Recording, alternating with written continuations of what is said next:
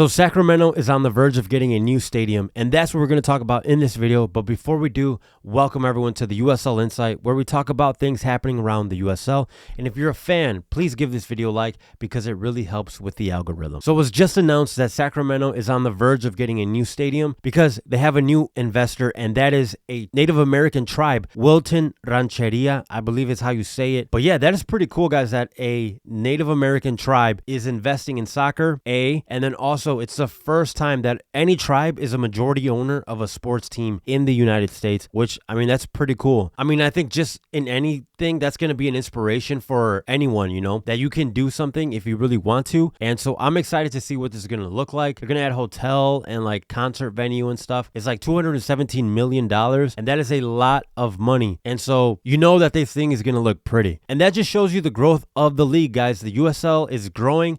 People want to invest, and I keep saying that people want to invest in this league, and it shows because time and time again there are clubs that are saying we're going to have a new stadium, and there's different groups coming in, and so it's exciting to see. Now it'll be interesting to see in what way the new owners go, because Mark Briggs was just fired not too long ago, so it's interesting to me that maybe they had something to do with this. I mean, as a new owner, you can do whatever you want since they're Native American. And it's the first time that any tribe owns a professional team. It'd be pretty cool to see if like they brought in a Native American coach or something like that. With the new owners, I just can't wait to see what the jersey is going to look like, because like I said, for this year, I felt that the jerseys were very dull, very boring. And so I know with a Native American tribe coming in, they like to use different colorways. I know when they did the press conference, they were wearing some scarves and stuff. And so I can't wait to see what the jerseys are going to look like for this upcoming season. So the stadium will hold about 12,000 fans for the USL Championship. I think that's great. For Sacramento is a big market, because let's not forget that MLS actually was thinking about coming there as well. And so, hey, if it need be, I can't wait to see if they'll expand it. But that's not till the future, you know.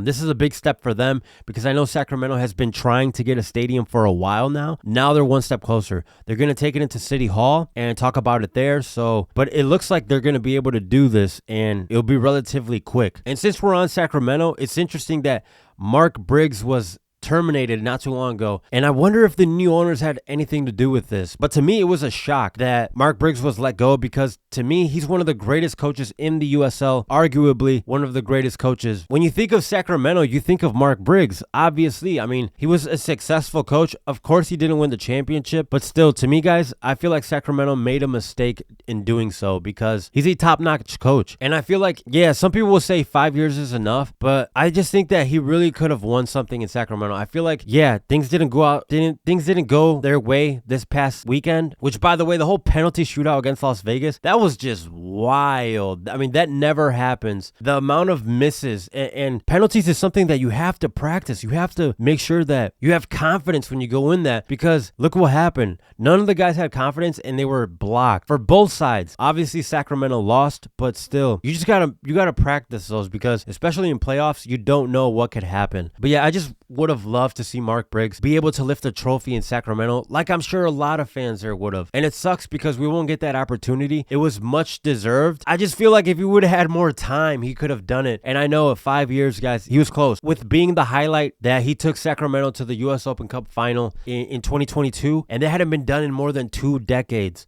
So that is a huge accomplishment. And then especially with just what's going on with MLS versus USL, it feels like right now. So yeah, shout out to him. There's no doubt in my mind that there are clubs out there in the USL especially who want his services, and he's gonna find a job, of course, but it's gonna be very weird to see him in a different uniform representing a different club. So we'll see where he goes, but without a doubt he will find success. But yeah, overall, this is exciting news for Sacramento and the league as well. What do you guys think about Wilton Rancheria being the new owner? Do you guys like it? What are your thoughts on that? I would love to hear. And your thoughts on Mark Briggs. Was it unfair for him to be let go? Let me know in the comments down below. But with that, guys, thank you so much for tuning in, and I will see you all on the next one.